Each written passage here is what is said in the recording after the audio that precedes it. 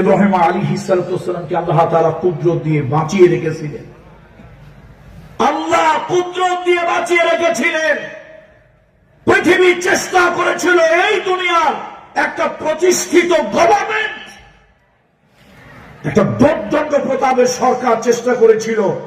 ওই স্বপ্ন দেখছে যে তারকা অর্থাৎ যে নবী যেন মায়ের পেটে আসতে না পারে, নানান অপকৌশল অপচেষ্টা চালিয়েছিল। আচ্ছা, আপনারাই বলুন তো, পয়গম্বর ইব্রাহিম খলিলুল্লাহ দুনিয়ায় আসতে পেরেছিল না পারে না? পৃথিবীতে 4 জন প্রভাবশালী বাদশার একজন ছিল নমরুদ। জগৎ বিখ্যাত তফসির জালালাইনের একটা সরা নাম হলো কামালাইন। এই তফসিরের ভিতরে বলা হয়েছে ওই বেটার নাম ছিল নমরুদ ইবনে কেনান। পৃথিবীতে 4 জনের একজন। কি বিশাল ক্ষমতা, কি বিশাল পাওয়ার! আর দীর্ঘদিন ক্ষমতার চেয়ারে থাকলে এমনি একটু মানুষ স্বৈরাচারী মনোভাবাপন্ন হয়ে যায়। এই বেচারা একদিন স্বপ্নে দেখেছিল আকাশে একটা তারকা উদয় হয়েছে, নক্ষত্র উদয় হয়েছে।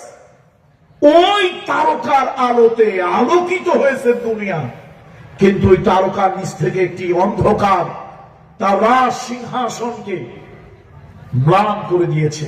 কবরের মতো, আমাবস্যা রাতের মতো ঢেকে গিয়েছে, অন্ধকার হয়েছে।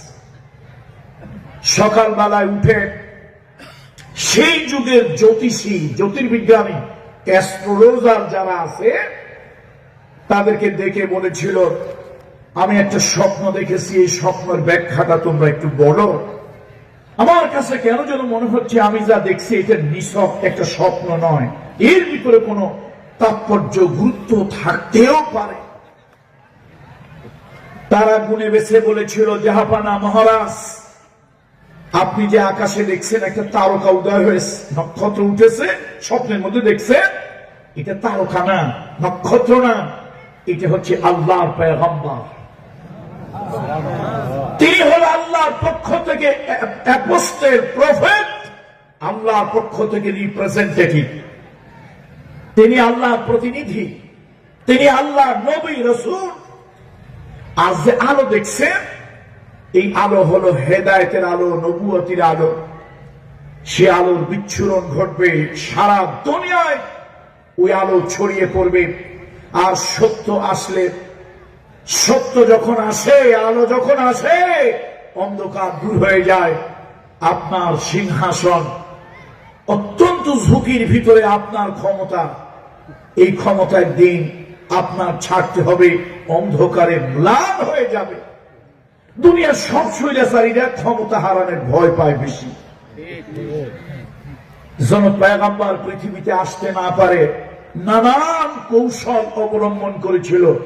এই ঘটনা কোরআন কারীমের অনেকগুলো সূরায়, সূরায় মারিয়াম, সূরায় সফফাত, এরকম অনেকগুলো সূরার ভিতরে যতগুলি ঘটনা এসেছে সব একত্রিত করে বলতে গেলে 5 ঘন্টা সময় দরকার। আমি ঘটনা বলার উদ্দেশ্য না, উদ্দেশ্য হলো পৃথিবীর যত ব্যক্তিরাই ষড়যন্ত্র যা করুক, আল্লাহ তাআলা পরিকল্পনা যা করে তাই বাস্তবায়ন হয়। বাদশাহ তার বুদ্ধিজীবীদের পরামর্শে ষড়যন্ত্র করেছিল পয়গম্বর যেন মায়ের গর্ভে আসতে না পারে, সেই জন্য নানান কৌশল অবলম্বন করেছিল। কিন্তু ওয়ামাকারু ওয়ামাকারাল্লাহ ওয়াল্লাহু খায়রুল মাকিরিন ইন্নাহুম ইয়াকিদুনা কাইদা ওয়া আকিদু কাইদা ফামাহিলিল কাফিরিনা আমহিলহুম রুয়াইদা। তাদের সেই ষড়যন্ত্র কিন্তু বাস্তবায়ন হয় নাই। আল্লাহ তাআলা ইব্রাহিম খলিলুল্লাহকে মায়ের পেটে এনেছিলেন।